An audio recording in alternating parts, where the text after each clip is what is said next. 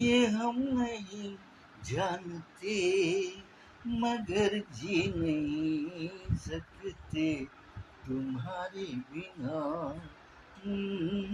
हमें तुमसे प्यार। तो दोस्तों अभी आपको मैंने ये गीत जो है अपनी आवाज़ में सुनाया।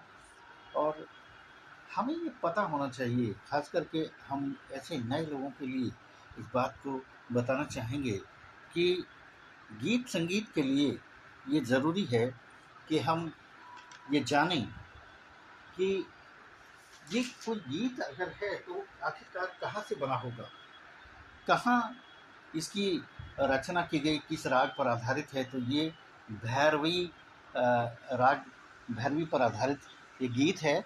और राग भैरवी एक बहुत ही सुंदर राग है जिसमें इंडियन क्लासिकल म्यूज़िक में तथा कर्नाटक म्यूज़िक में बहुत सारी रचनाएं की गई हैं। और कर्नाटक संगीत में तो अगर आप देखेंगे, अगर आप साउथ में चले जाएं तो जितने भी मंदिर हैं, जैसा कि हम जानते हैं कि साउथ में बहुत सारे टेम्पल्स हैं, और कर्नाटक म्यूज़िक में इतनी सारी रचनाओं को बनाया गया है कि आप सुनकर मंत्रमुग्ध हो जाएंगे। और प्रातः 4 बजे से अथवा 6 बजे से, ये चूँकि पूर्वांग प्रधान राग होने के कारण इस राग पर आधारित बहुत सारी रचनाओं को के इंस्ट्रूमेंटल्स और राग गाए जाते हैं और बजाए भी जाते हैं।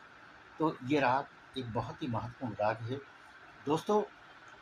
जैसा कि मैंने अभी बताया कि हमें किसी भी गाने को के बारे में जानने के लिए ये जानना बेहद ज़रूरी है कि किसका लिखा हुआ है और किसके शब्द हैं, और शब्दों को किस तरह का प्रोनाउंस किया गया है, कैसे इन्हें आर्टिकुलेट किया गया है, कैसे इसमें विब्राटो का प्रयोग किया गया है। दोस्तों परवीन सुल्ताना जी की आवाज़ में भी इस गीत को गाया गया है, जो कि बहुत ही क्लासिकल और बहुत ही कठिन तरीके से इसको गाया गया है। आप ये देखेंगे तो मैं आपको ये एक बात बताना चाहूँगा कि आखिरकार अगर हम राग भैरवी की बात करते हैं तो राग भैरवी में किस तरह के स्वर संयोजन होते हैं। इसमें राग इस भैरवी राग में सारे सा, कोमल रे, कोमल गा, धा, नी, और इनमें इन सभी स्वरों का जो है कोमल स्वरों का प्रयोग किया जाता है। जैसे स रे ग म ध नि सा, सा नि ध प म ग रे सा। तो एक संपूर्ण राग है जिसमें कोई भी आरोह अवरोह में किसी भी प्रकार का कोई भी स्वर जो है वो स्किप नहीं होता है और पूरे सातों स्वरों का प्रयोग किया जाता है। जैसा कि आप सबको पता होना चाहिए, अगर इसमें आरोह अथवा अवरोह में कोई कोई भी सा रे गा मा पा धा नी सा में से कोई भी अगर स्किप होता है तो ये या तो संपूर्ण होगा या ऑडव ऑडव होगा या साडव साडव होगा। तो इसमें इस तरीके से हम देखते हैं। और इसमें वादी माँ और संवादी सा का प्रयोग किया गया है। फेमस कर्नाटक की जो कृतियाँ हैं वो बहुत राग भैरवी पर आधारित बहुत सारी कर्नाटिक कंपोजिशंस हैं, जिनमें त्यागराज जी ने, श्यामा साटनी जी ने और देशीस्तन जी ने बहुत सारी रचनाओं का प्रयोग किया है। हिंदुस्तानी क्लासिकल म्यूज़िक में आर डी बर्मन साहब ने इस राग का प्रयोग बहुत अधिक किया। नौशाद साहब ने, एस डी बर्मन साहब ने, प्रीतम जी ने, ए आर रहमान साहब ने अपनी बहुत सारी कंपोजिशंस में इनका प्रयोग किया है। आप ये देखेंगे जैसे कि घर आया मेरा परदेसी, शंकर जयकिशन साहब का लागा चुनरी में दाग, छुड़ाऊं कैसे, नाचे मन मोरा मगन तिरदा दिगी दिगी, और बहुत सारी नई नई कंपोजिशंस भी इस पर आधारित हैं राग भैरवी पर, कि जैसे जाती हूँ मैं, जल्दी है क्या, पूछो ज़रा, पूछो ज़रा पूछो, नदीम श्रवण जी की कंपोजिशन। नदीम श्रवण जी 80 और 90 के बीच में अगर आप देखें, खास करके 90 के दशक में एक बहुत हिट संगीतकार थे, और जिस फिल्म में भी उन्होंने संगीत दिया वो बहुत ज़्यादा हिट हो गया। तो राग भैरवी पर आधारित उन्होंने भी कंपोजिशन बनाई। और अभी अब बहुत अभी लेटेस्ट में 2023 में जो विश्रम रंग जो फिल्म आई थी, उसमें विशाल शेखर ने भी एक कंटेम्प्रेरी फ्यूजन का प्रयोग किया है। आजकल खास करके कंटेम्प्रेरी फ्यूजन का प्रयोग किया जाता है। आपको पता होना चाहिए कि कंटेम्प्रेरी फ्यूजन का प्रयोग करके लोग बाग बहुत सारी अच्छी रचनाओं को बनाने का प्रयास कर रहे हैं। अब इसके बाद में आपको इस राग पर आधारित जो कुदरत फिल्म का गीत है उसको मैं हारमोनियम पर निकाल के आपको बताना चाहूँगा कि किस तरह इस गाने को जो है वो निकाला जाता है हारमोनियम पर।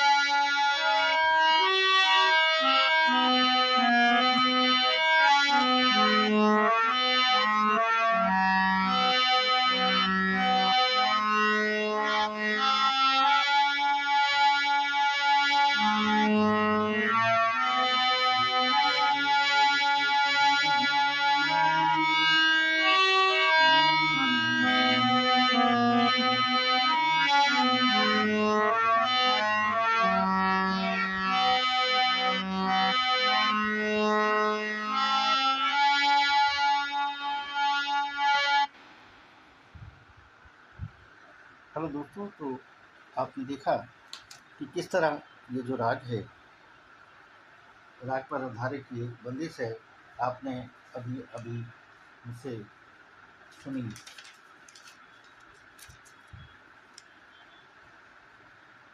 आपको पता होना चाहिए कि भैरवी जो राग है, भैरवी थाट है और बल्कि राग, ये करुणा और भक्ति भाव को लाता है और शक्ति स्रोत पर, खासकर के भैरवी राग होने के कारण माँ दुर्गा आधारित इस गीतों की पोजीशन जो बनाई जाती हैं तो आधारित और भक्तों हैं, हमें निश्चित ध्यान में और पूर्व प्रधान होने के इसको 4 बजे से लेकर 6 बजे और 6 बजे से लेकर और प्रातः बजे तक गाया जाए, कि बहुत अच्छा लगता है।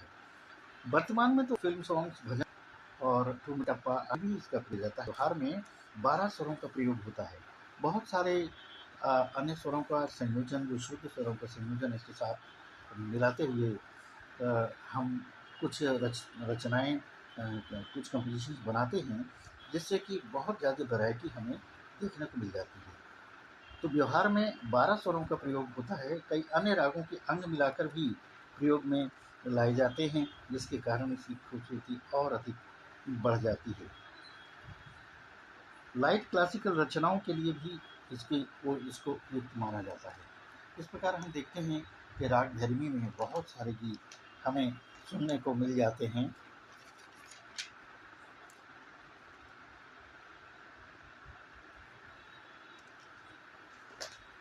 इसी के साथ मैं अपनी बात को समाप्त करता हूँ। अगर आपको मेरा ये वीडियो पसंद आया हो तो कृपया इसे लाइक करें और सब्सक्राइब करें, और इसी तरीके की बहुत सारे अन्य वीडियोस, आगे आने वाले वीडियोस को देखने के लिए मेरा उत्साहवर्धन करते रहें। Thank you so much.